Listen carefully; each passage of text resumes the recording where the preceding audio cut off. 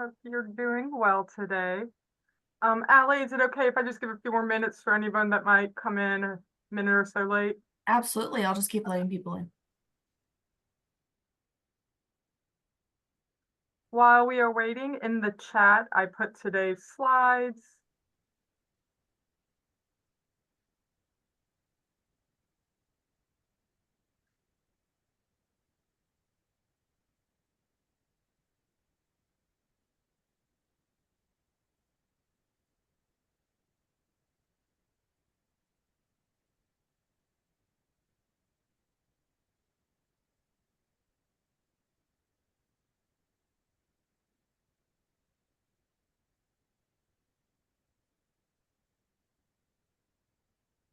Jonathan, Hey Amanda, how's it going?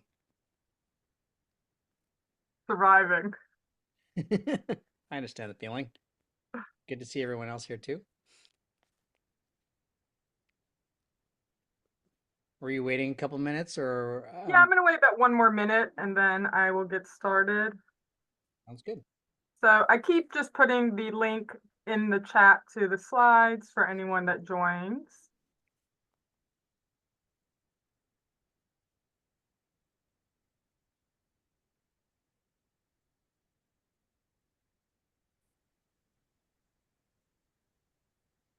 Okay, well, I will go ahead and get started. My name is Amanda Rosenzweig, and I am from Delgado Community College in New Orleans, Louisiana. And I am very casual when I present, so please just interrupt me if you have a question or throw it in the chat. I'll do my best to monitor it, or Allie can interrupt me and let me know that someone asked a question. I hope everyone had a wonderful holiday and looking forward to finals and the end of the semester, trying to get through all that. Lots of little things I am providing y'all. The presentation, which I put in the chat, but I also have an infographic that is really helpful. Or if you want to connect with me, my email's there, my LinkedIn's there. So lots of ways to get in touch with me. I do want to start off with just a little background about myself. I got into accessibility and disability kind of by accident. So by no means do I consider myself an expert, but I have taken numerous courses, trainings, and I got a second master's in accessibility and disability studies. So I do have a lot of knowledge, but I mostly enjoy the digital aspects of accessibility and creating documents or materials that can be used by assistive technology.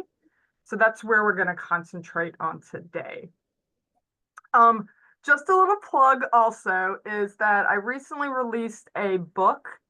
And even though the book is on online teaching and creating online courses, the book is framed through accessibility as its foundation. So it talks about being accessible, being proactive, and designing it on the front end. So you're not having to be reactive and add it in later. So that's also just something that might be helpful if you are designing online courses. Okay, so I am not going to bore y'all a lot with all the laws and guidelines, but we will talk about them a lot. So in April of this year, the United States Department of Justice, they created a final rule requiring that all state and local governments entities, and this is going to be all of the educational institutions, have to ensure that all digital materials and resources are accessible. And what that means is they have to conform to WCAG 2.1 level. Now, WCAG is the Web Content Accessibility Guidelines. There's been lots of renditions of it. We're actually on 2.2 right now. And these were guidelines that are international. They are created by a team of internationally recognized groups and individuals on how to make digital material accessible through different guidelines such as perceivable, operable, understandable, and robust use. And while 2.1 is not the most recent, it's definitely much better than where we're at. And all institutions, all materials, included materials on your LMS, have to conform to level AA. And what that means, it's kind of the happy medium. It's not the lowest levels of standards, and it's not by the cream of the crop levels of standards. And this has to be done by 26. So April 26 for schools that have 50,000 or less individuals, or 2027 for schools that have 50,000 more plus individuals. There are a lot of exceptions to the rule. I'm not going to go over those, but the reason I'm bringing it up is that digital accessibility is really important because it is going to be mandated through law, through the ADA and 504 Rehabilitation Act. So it's just something to keep in the back of your mind. So when you start creating new materials, you create it with accessibility in mind. So one of my favorite people in the world, I kind of consider him a mentor, and he is from CAST. And CAST is one of the leading accessibility experts. They also are the individuals who created UDL, Universal Design for Learning Guidelines. And it's Luis Perez. And one of his statements I've presented with him quite a few times was be more accessible, strive to improve. This is definitely a marathon and not a sprint, and it's not something that's done overnight, and it takes time. So I always say start choosing something small and work up from there. So I'm going to bring in about 10 or so tips and helpful hints for making your materials more accessible. Some of the material we go over are going to be best practices, whether it's design practices or accessibility practices. And then some of them will be guidelines that are legally have to be implemented. So it's going to be a mix of both. And sometimes there's some overlap in both of them. So please stop me as we go through. So one thing is less is more. And basically what this means is it's the cognitive load we have for the space that we have in our minds. So I'm just going to go back here real quickly. Our space is limited. So whenever we are introducing new and difficult content, we just need to make sure that we're not overloading users with information and design.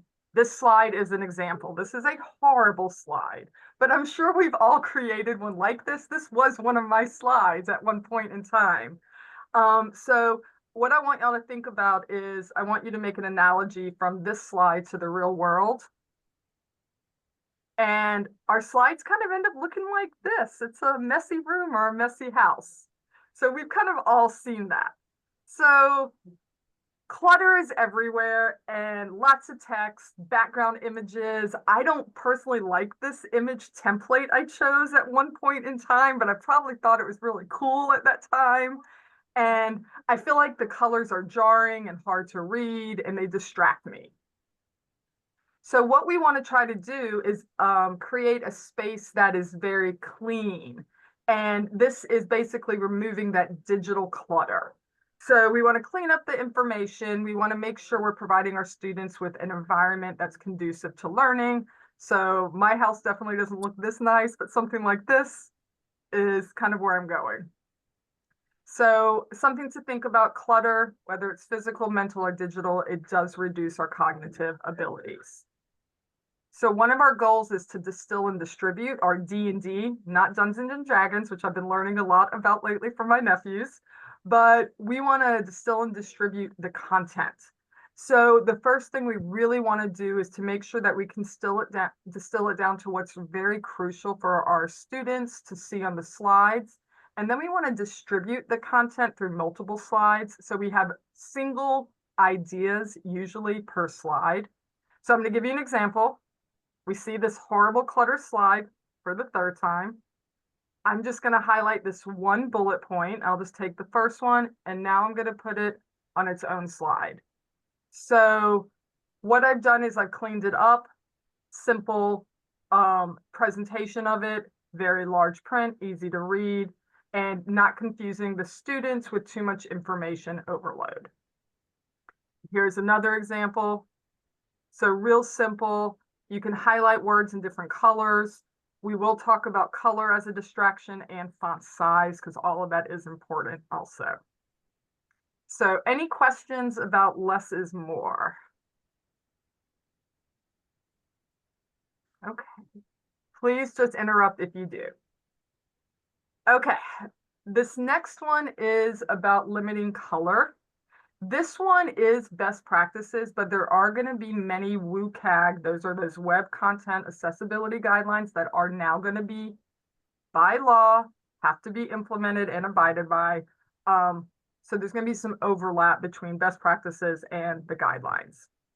So when we say we want to limit color, what I say is we're going to pick some certain colors that will be our themes, our brands. Now, brands are going to include these visual choices, and we want to be able to carry them out throughout our designs. They don't have to just be in your slide decks. They can be in your LMS courses, your learning management system. They can be in material that you pass out. They can kind of be your theme. I personally, for my brand, just really use my school's marketing colors. And to keep your brand on point, you want to use either the hex codes, which are just alphanumeric codes, or you want to use RGB. These are just pre-made colors that no matter where in the world you are, they're going to be the same color as long as you're using those codes. Yes, computers can change what we actually visually see, but in general, with print and everything, they should remain the same. My school, Delgado, their colors are a green, a yellow, and a teal. That's not the technical terms for them, but that's pretty much what I use for everything. Now, when we talk about using color, when limiting it, we want to think of a rule of thumb, 60, 30, 10. And this is where 60% of our color is going to be one color that's going to be kind of a dark neutral. Then we're going to have 30% of a color that is going to be a secondary color, and then an accent highlight color. So in this example, I'm using the suit. We got 60% is this actual suit, 30% is a light blue with the shirt, and then 10% is a pop of color with the red. Now, you don't want to get this confused with the 10, 20, 30 rule, which I'm absolutely not abiding by in this presentation, but that is no more than 10 slides, no longer than 20 minutes, and then no larger than 30-point font. That's more for presentations, but we want to just think about color being used mindfully and intentionally. So you always want to choose a dark neutral, a light neutral, and an accent color, because when colors are not used well, they become a distraction. You want to try to limit it to 2 to 4 colors per slide. And again, 2 neutrals, 1 pop of color, because when we use colors inappropriately, they actually hurt your eyes. They're jarring, hard to read. And I basically did the opposite. I did the 10% rule is now my 60%, where most of the screen is this jarring, horrible highlighted yellow.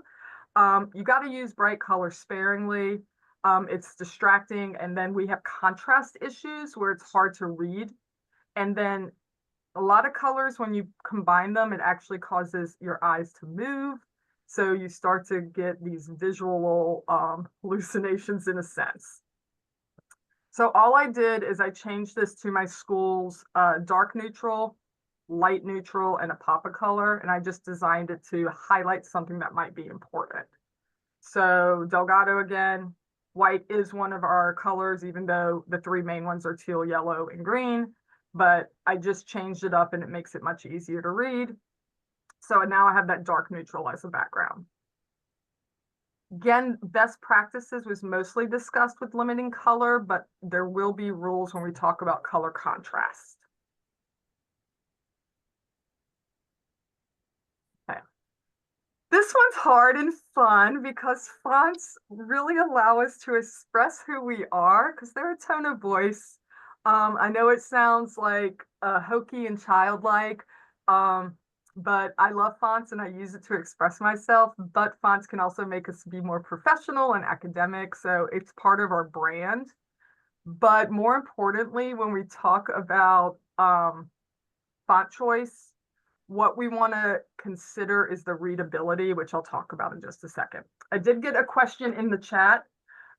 Is one option better than the other, a light background with dark text or a dark background with light text? It's not that they're better than each other. It's really dependent on the users. So when we talk about best color contrast, what I have on the screen right now is showing you it. Black on white or white on black is the most contrast that you can get for WCAG guidelines. It's 21:1. Don't worry about how you figure that out. Machines do it for us. So it's kind of like dark mode and light mode, whichever one your eyes prefer. I personally prefer dark mode, so I would flip this around and have a dark background and light font. That's better for my eyes, but it really is dependent on the person.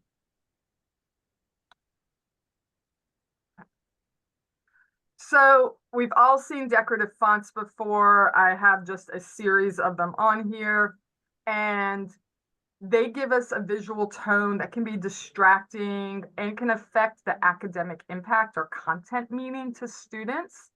And then also when we talk about readability, cursive and curls can cause difficulties for individuals that may have reading comprehension disorders and cognitive disorders.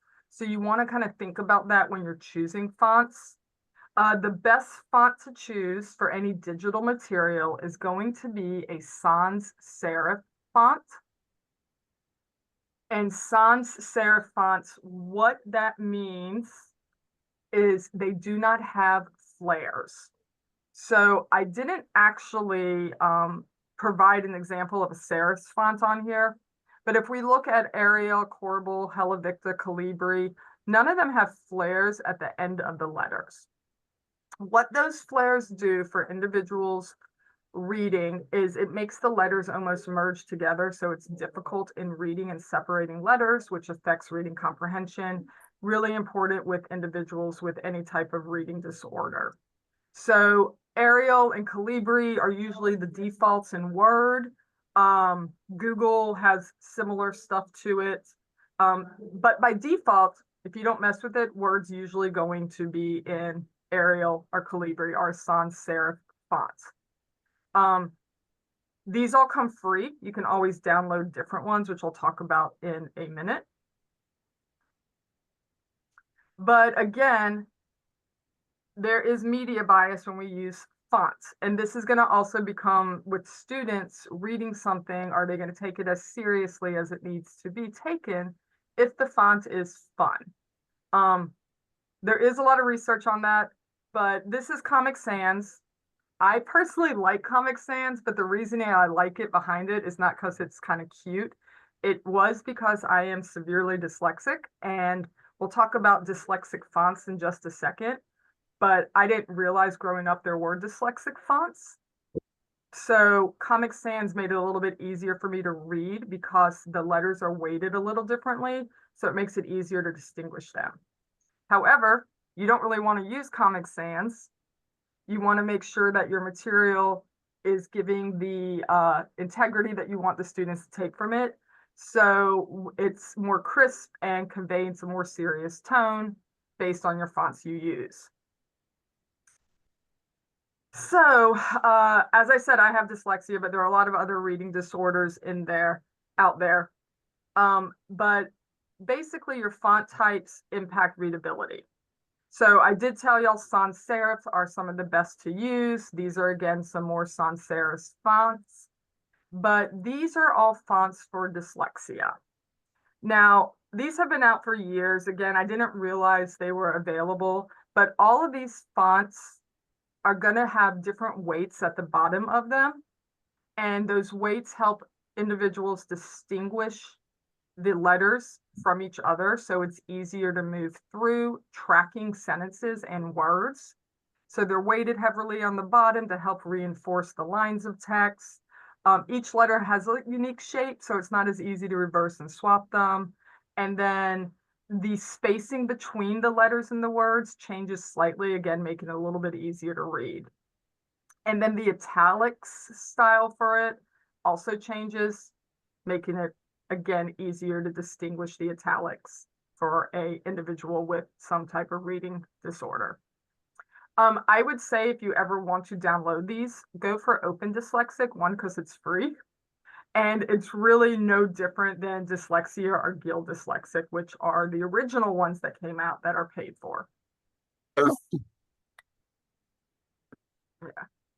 Oh, thanks, Heather. Okay. Now, one thing I will say is, for some reason, if you don't have access to a lot of this stuff, Comic Sans is not a horrible font to use. There were a lot of studies, MIT, Harvard, and a few other schools that had students use Comic Sans to read and then get tested and see how long they retain the material. And students that read passages in Comic Sans retained the material slightly longer than students that didn't. And one of the reasons that they concluded was they have to concentrate a little bit harder.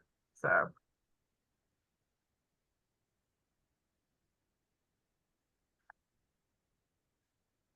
Now we're going to talk about white space, and this is going to be both in composition of your design as well as paragraph justification composition. Composition of your design, yes, there are some WCAG guidelines that will tell you what is considered compliant and not compliant. And then some of it is just aesthetically pleasing and easier to work with. So the first thing I'm just going to talk about is micro versus macro space. So macro and micro white space is just the space between elements. So when we talk about micro, which is going to be on your right, this is going to be the small space between sentences, going to be between smaller elements, between words. So letters, text lines, paragraphs. And then macro space is going to be on our left, and that's going to be the space between larger elements. So like text columns and large graphics. And some people talk about this as padding and margins also. So those are things to think about when you're designing with macro and micro white space. However, white space is really just the area between the design and between the elements. So it doesn't necessarily have to be white. It can be any color, texture, or background image. So we want to make sure that our composition, we keep a little variety in it to keep the users engaged. You just have to be mindful of how you're using the spacing, how you're using color, and how you're using font. So a really popular way to think about design is the golden ratio. It's used in lots of art and photography, but it's really just the principle of thirds. So I like to think of it as a tic-tac-toe grid, and you break it down, the image equally into 3 rows and columns, so horizontally and vertically, where we have intersection points. And then our eyes are naturally going to these intersection points, and it allows us to move through an image, our graphics, our text, at a little bit more ease, and it tells us a story as we move through. So as you design, less is more, but think about the composition of the design and how your eyes are going to move through it. And then based on what's really important, should that get more space versus less space? So in this particular element I'm showing you, as you move through, your eyes probably are going to this lighthouse, and that is the impactful portion of the picture. Not telling a story right now, but it could lead to a story. Any questions? Okay. So this next one is, again, best practices, and there are WCAG guidelines. The WCAG guidelines that are going to go with this are going to be about using your tools that are already built into programs that you create documents with to make sure that you're emphasizing properly for assistive technology. but this particular one is going to also reference color. So we know that our goal is to create visual hierarchies so our eyes can move through that and our brain can pretty quickly look at something, capture it, and interpret it. But as we know, this picture is, telling of our students. When we highlight everything, we highlight nothing because now it all looks the same to them. So we want to be really thoughtful with emphasizing both with color and with style. So I know that a lot of us, and I'm guilty of this again until I've learned a lot of this, would just make something bold or larger because that was important to me. And that's how I thought I could emphasize the importance to my students. However, any user that is using a screen reader, assistive technology, how we emphasize materials, text, may not come across to them in a way that they can decipher it. It might not be equitable. It could be someone that is visually impaired. So there are things to think about and tools that we can use to change this. So we often associate size with important. So we use that to emphasize information. But again, if someone is visually impaired, if something is larger, they may not be able to decipher it. If someone is blind, something being larger is not going to help it at all. So in document builders, I use Word as my main example because that's what I mostly work in, but Google has this, so Google Docs has this, Microsoft Tools has, Microsoft Apple has this. I'm not an Apple user, so I'm not good with the Apple tools. But what I was going to show you real quickly, let me pull this up, is we can use Word and we're going to just use the style bar. So in the Word, in the toolbar area, it's usually the first tab, mine's the second. Under Home, we have a style bar. This style bar is really important because when you use the style bar, it actually tags whatever you're creating with HTML. And that is how screen readers can, I apologize, y'all. That is how screen readers can recognize the information and relay that information to the user. So a lot of people see this title tag right here. As you can see, the title tag makes it bigger. However, title tags should not be used because there's actually no HTML tag for them on the background, which means screen readers don't recognize them. So I always tell my students, because I do teach accessibility classes at another college, I always tell them, don't use the title tag. Okay. Now, bold. For bold, there is a style tag called strong. And when you bold it, it automatically tags it with the HTML tag so a screen reader can recognize that it's bold. Now, the issue with that is a lot of screen readers either have to be programmed or it has to be turned on to recognize these tags. And that is truly a user's preference, but it can be done. Same thing with italics. Italics, you want to use emphasis, and it's going to italicize it for those visual seers, but for someone that cannot see it, the screen reader can technically tell this is sure. We'll see if I know the answer. Now, the other thing, and I may talk about this in a minute or in a few slides ahead, but there's also header use. Header use is really important because it gives structure to the document. And it is so wonderful for many reasons, besides that it is required for assistive technology to properly read through a document. It also creates table of contents, easy navigation, as well as the easy ability to reorder chunks of papers that are huge in drag and drops. So header one, you should only ever have one header one in a paper. If you don't like any of these headers, you can modify them. Make them whatever you want. So I can change it to a color. I'm not a fan of using colors in headers, but you can do whatever you want to it. You can change it to a fun font if you want. Again, not ideal, but you get full control over this. Header 2, same thing. If you don't like it, you can modify the header, change it up as you want. And then you can say this is going to be in all my documents moving forward. So you have a lot of control here. You can have as many header 2s as you want in a document and as many header 3s, 4s, and so on, but they do have to go in order, which means I can't skip from a header 1 to a header 3. I can have one header 1, then header 2, then 3, then I can go back to a header 2. I can't skip to a header 4. I would have to go to a header 3 before I go to a header 4. So it does have to be in numerical order, but you can backtrack.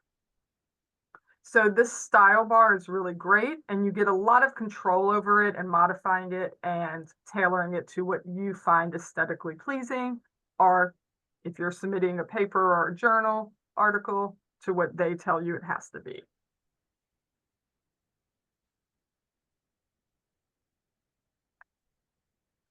Now, we all love color, and we like to use colors for accents and styles, but there's two things with color. We have to keep color contrast in mind because that is a WCAG guideline, and most color contrasts need to be 4.5 to 1. You don't need to be able to figure that out yourself. We got the machines to do it for us. And we can't emphasize with color alone because of color blindness, color deficiencies, and visually impaired.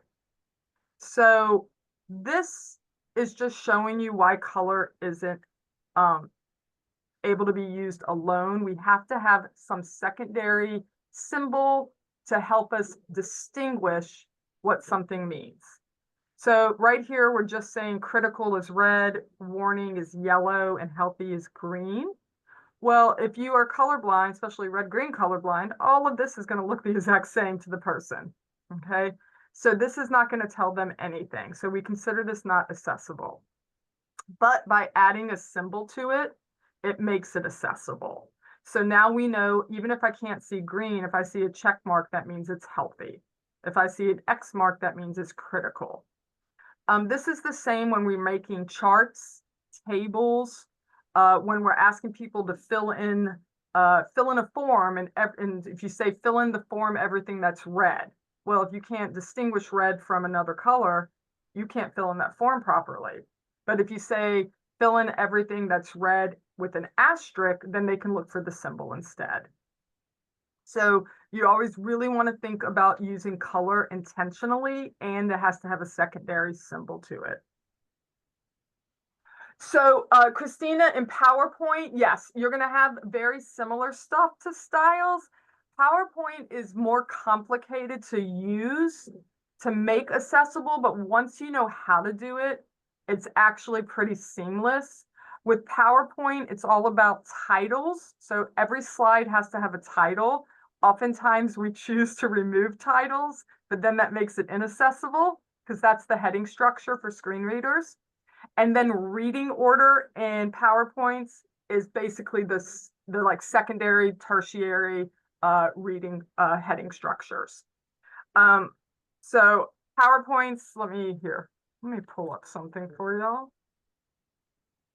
And I am not going to guarantee that my PowerPoint is accessible right now. Sometimes I just build stuff out and I don't make my own accessible. So it just depends. Okay, so with PowerPoint, one thing you're going to want to do is, let's see, review. Let me find it. Home. Okay. So on my home tab, I have this select pane. And it's going to look slightly different if you're using the web version. I don't like the web versions of anything, so everything's slightly different. But when I do selection pane, I lost my, was my computer not playing well with me? Okay. My mouse is no longer working with me right now. Let me see if I can get out of this. I think I just shut down everything. Sorry, y'all.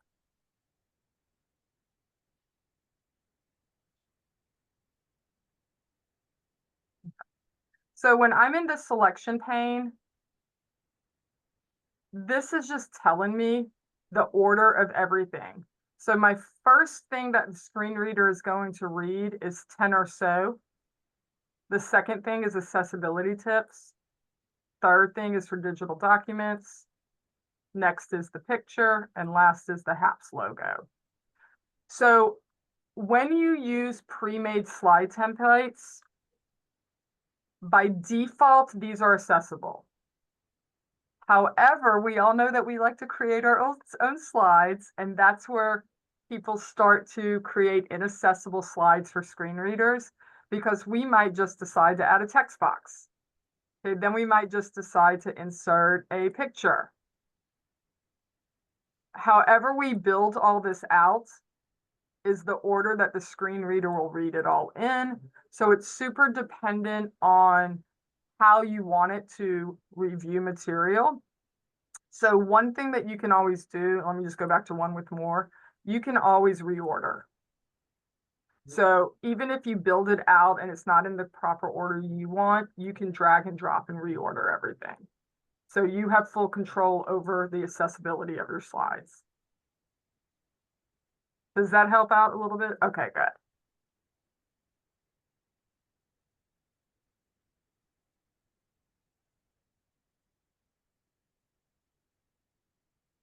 Okay. So the next place we are leaving off is about using contrast with color. So again, this is just keep in mind because this is really important for accessibility.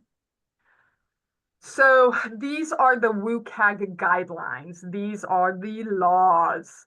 And for anything that's considered 14-point font and smaller, the contrast between the foreground and background color has to be 4.5 to 1. I have no idea how to figure this out myself. I use tools that are free, okay? So both Microsoft, Google, and Apple have built-in tools. And then there's lots of cool tools that you can get on the web. So let me show you some that I have. Let me just pull this over here. Okay. I have this little widget here that is free called the Color Pick Eyedropper.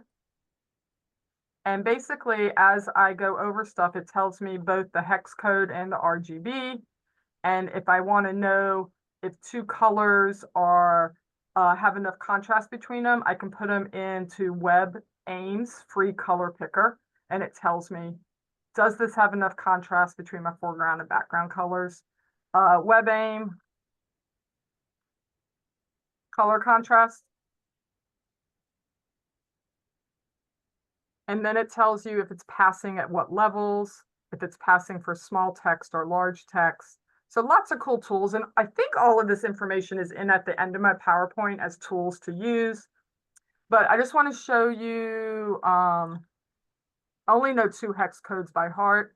I know black and white, and that's the most contrast ratio you can get. So whether the foreground or the background,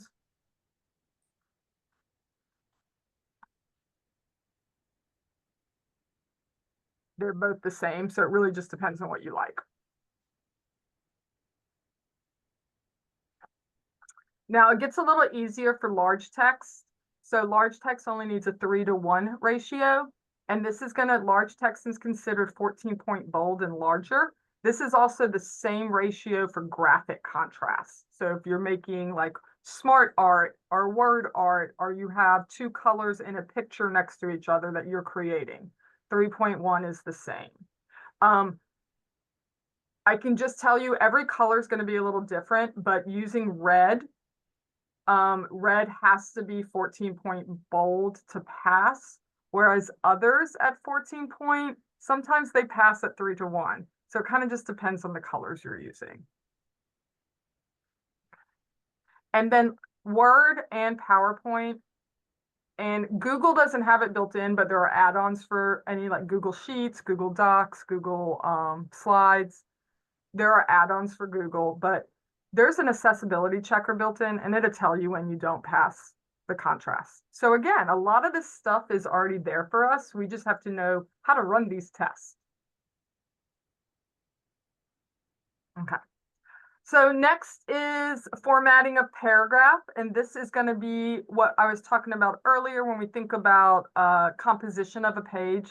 Paragraph format is really important because it creates a relationship and connection between what you're seeing and reading, and visually it's really important.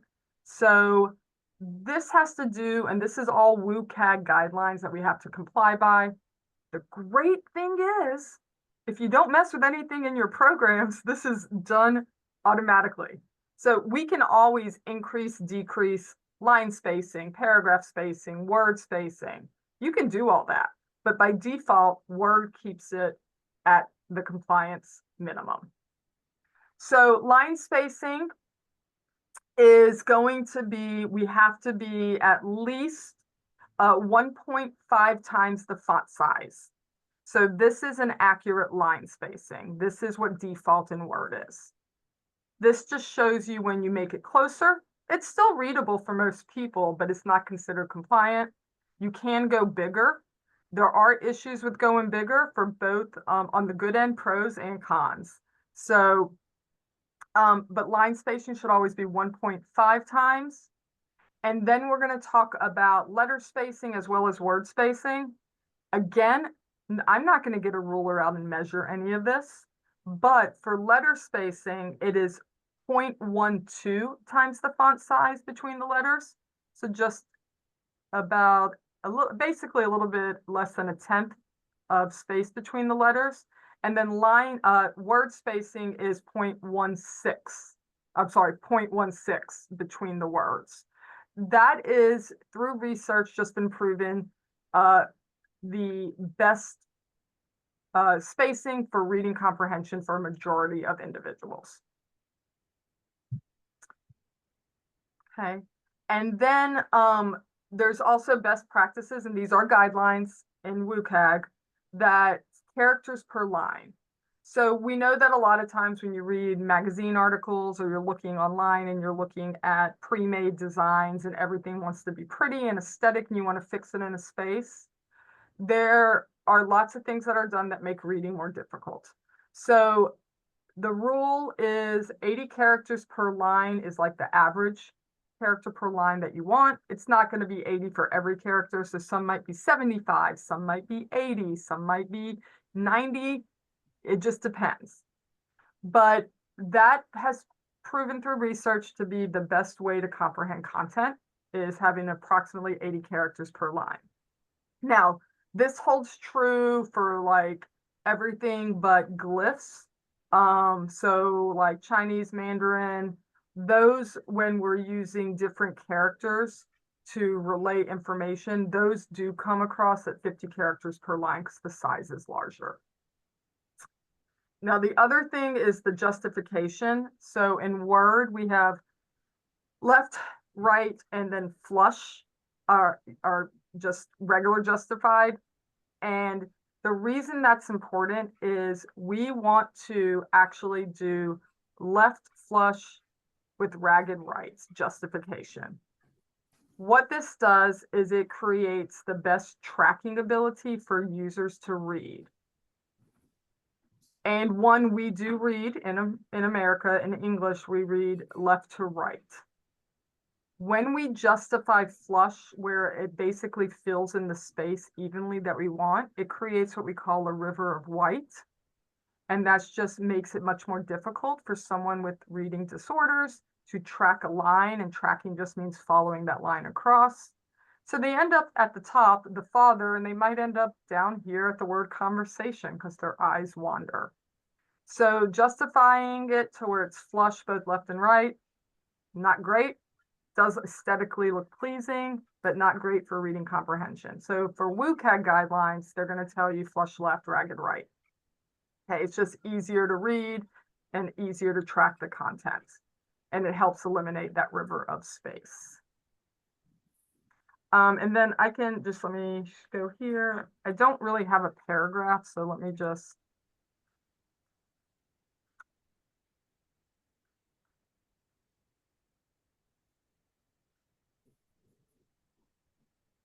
So you can play around a lot with spacing. So I can make my line spacing as, you know, you have a lot of control over what goes on here. So here's 1.15, and so you can kind of play a lot with that. Okay, here's the justifications. This is centered. This is ragged, justified right, ragged left. And then this would be a clean box. So you get a lot of choice on how to create your material. Some's better than others, and there's times for using all of this. There are appropriate times, but you just want to think what's going to be best for the masses. Okay. So I think I can't say that everyone has been in violation of this next WCAG guideline. Again, this is a guideline, which means it's law now. But this is using descriptive text because we need to make a connection between what we are referencing. And we can do this visually in a lot of different ways. But when we talk about hyperlinks, with descriptive text, we're not giving a user just a string of alphanumeric letters, words, numbers, whatever we're presenting with them.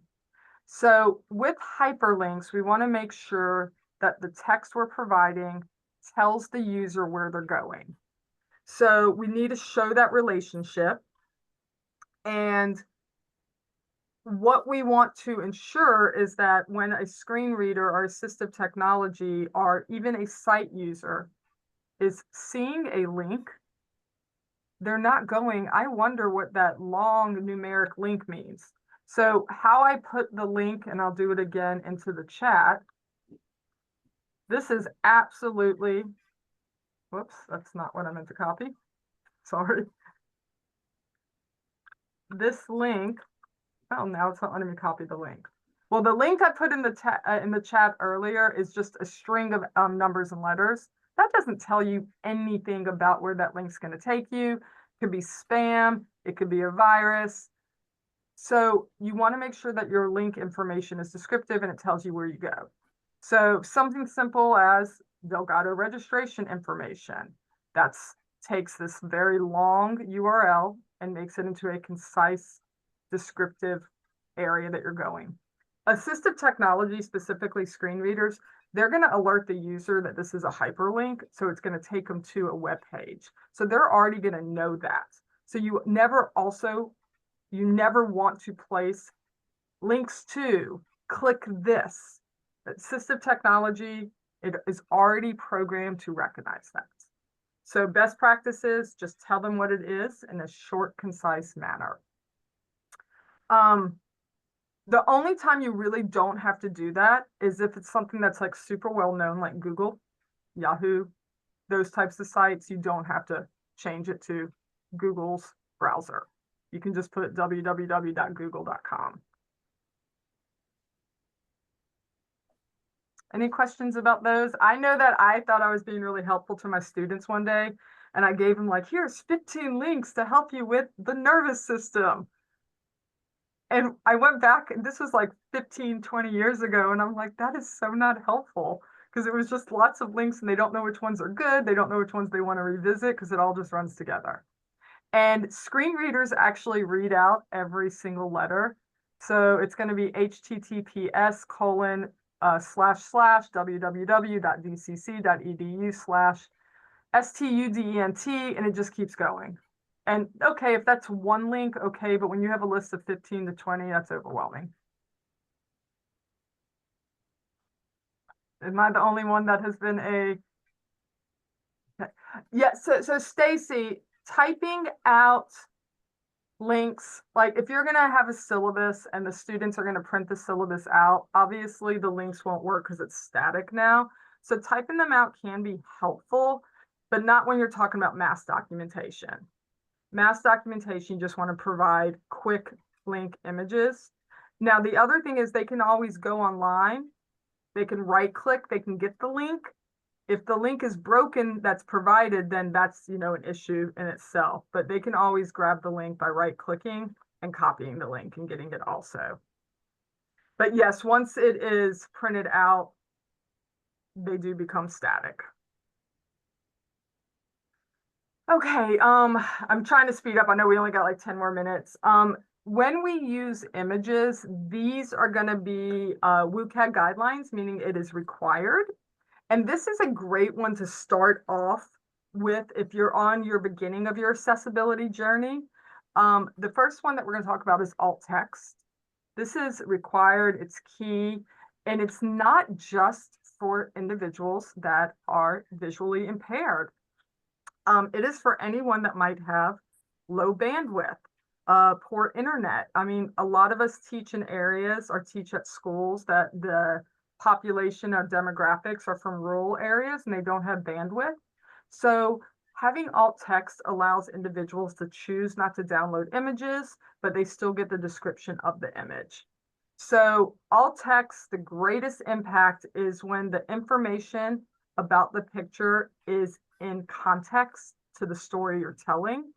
And it also allows us to like minimize that clutter. So pictures could be cluttered to some users. So the alt text ensures that they're not missing content or important information. And it can be recognized by screen readers. Great for people with impaired vision that may not be able to make out visual context, but can still read. And again, as I said earlier, upload bandwidth issues. And when you create alt text, I usually say, I don't tweet, but think about tweets. I don't even know what the character limit is now. Is it 180 still, 240? Whatever that character limit is, 1 to 2 sentences is usually how you want to keep your alt text. However, in the scientific community, alt text changes drastically because the images are much more complex. There's a lot of graphs, a lot of tables that have to be described. So there's usually 2 options to that. Your alt text will just be a lot longer, or you'll describe the image, the graph, the table in the subject area surrounding the image. So you can either put it in the actual text or you can put it in alt text. You try not to be redundant doing both, but sometimes there will be overlap and redundancy. I did a textbook for organic chemistry, and the alt text was just insanely long for every single picture. Okay, I'm just going to skip this. This is just teaching you about context of alt text, and just kind of going to go into styles and order, which we have already briefly mentioned. But the styles was what I showed you on Word right here. So home tab, the styles. If you don't like looking at styles like this, again, you can always pop it out. And depending on how much you use styles, if I was on my home computer, I would have about 40 of these just from different things I've used. And you can also delete them if you don't like clutter. But when we talk about styles, the reason they're important is consistency. It basically formats the document the same, providing clean and professional look. Super easy to modify because we can modify everything at once. So if you decide you want to change all of your header 2s to be size 14, bold, and blue, you can do that all at once. Very efficient once we create a style and we save it. It's automatically applied. It generates a table of contents, which I knew about, which I did not know about when I wrote my dissertation, which I would have loved to have because I did that tab on my dissertation. Much faster navigation because you can actually map through with hyperlinks with your styles. You can get an outline view, and the outline view is really great because that's when you can decide, oh, I want this section to be on page 3, not page 10. You can drag that whole section without copying and pasting and accidentally losing anything. And then HTML, it's fully tagged, which means it's screen reader compatible, assistive technology compatible. So a lot of times, whether you know that you're designing or not, a lot of things that you do in Word are already tagged. It doesn't mean it's tagged in the most effective, structured way, but you are slightly doing things in a in the proper way. So Baran, QR codes, that is a great question. I do not have a great answer for that. However, with QR codes, since the image won't be able to be viewed easily by someone that's visually impaired, and a description of that image won't help, the link to it will. So just by providing the URL with it. So in the alt text, the URL would need to be fully linked out and not in descriptive text, but underneath it, you can still put the URL in descriptive text. So you're giving users 3 different ways to access it. And that's a UDL principle design, representation and different access means to ensure that multiple users can use material. Okay. So this is just, I kind of already went over this. This was the heading styles. I got ahead of myself earlier. I tell people write first, style later. That's just me. That is not a rule of thumb. That's just what I like to do because, you know, as you're writing, things change, and then you can easily go back and you can multiple select and style at once. So if I just went here, I can say I want this and this to be a header 2.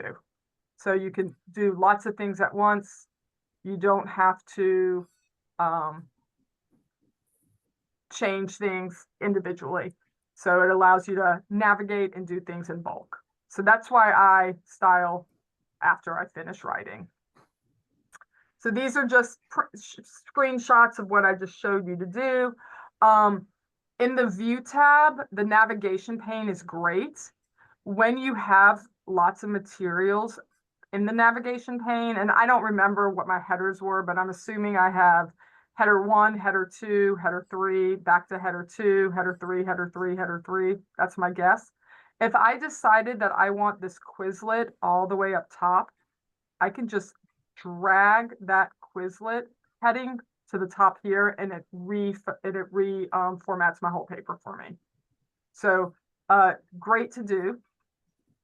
My favorite thing, and I may just have been late in the game, but when Word does table of contents properly for you, it's so much neater. And that's all based off of your heading structure. So that all comes from styles. Okay. And then the finish off with 2 minutes left, the accessibility checkers, they're insanely amazing. They're getting better. I'm going to say there are no substitutions for humans, okay? The accessibility checkers are based on WCAG guideline coding, so they're gonna miss stuff. And there's some things that a human just has to have their hand on.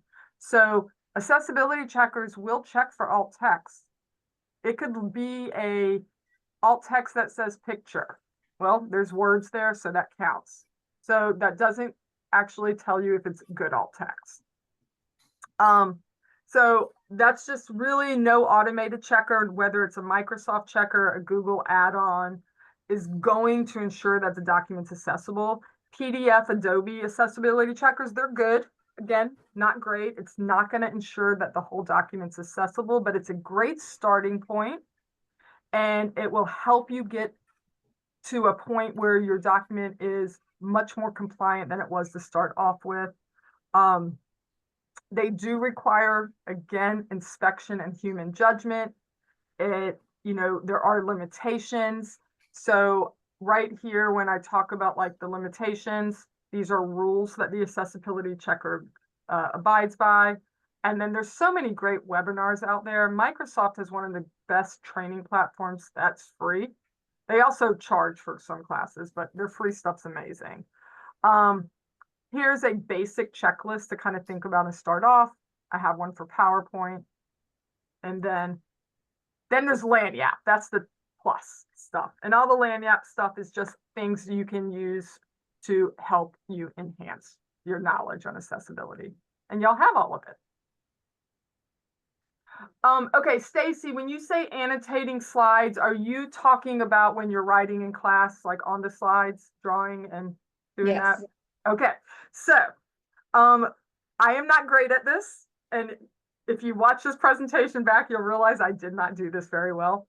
when you're annotating, you're supposed to describe every step you're doing and the images you're drawing over and all that stuff, which sometimes I forget because I'm like, up in the right, look at this picture, and I'm not describing the picture. So it takes a lot of practice. And you have to basically do an audio description of what you are drawing as you are doing it.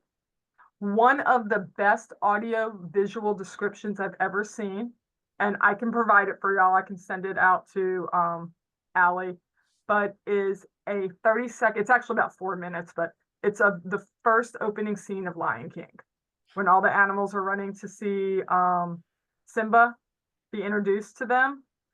The person that did the audio description, it is just beautifully done. So someone that cannot visually see will be able to hear everything going on.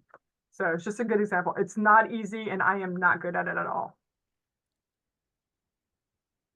So Yeah, you're I know I saying, went through that quickly, y'all, so I'm sorry. so annotating is okay. There's not a concern about the type of pen color you would use for that, as long as you're describing what you're doing? I mean, you're not going to want to use like a super light yellow. You want to be, consistent, that is visually able to be seen. Like even us, like I have trouble seeing lighter colors. So I always try to make sure I use colors that are darker. But if someone can't see, differences between colors, think about using dashed lines, dotted lines, squiggly lines, something that makes it a little bit more significant to distinguish between what you're drawing.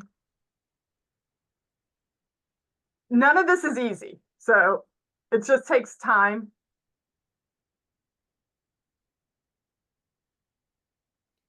Great. Well, thank you so much, Amanda. Amanda, I would recommend, like highly recommend, that you submit for a workshop at the next HAPS meeting, because I think people would really love to dive into this. And I mean, you actually have enough here for more than one workshop, and so I'm not going to Yeah, I do most of the training in Louisiana for our school systems. Great. Yeah, you should really do that. So So Well, it's thank you, fun. It's everyone. like my passion. So, This was fantastic. Thank and you, then everyone. Oh, I go know ahead. most of us use Canvas, and I'm really pretty savvy with Canvas accessibility. All right, cool. Awesome. Well, thank you so much for being our presenter, and thank you also for serving on our accessibility committee and our webinar committee. We appreciate that. Jennifer, do you have any closing words before we let everybody go? Talking to me? Yeah, sorry. No, Sure. I just thought this was great. I loved it. Thank you all for putting this together. I learned a lot, and I thought I was pretty accessible. Apparently I can do a whole lot more. So this is great. Thank you so much. Okay, thank you, everyone. Thank you.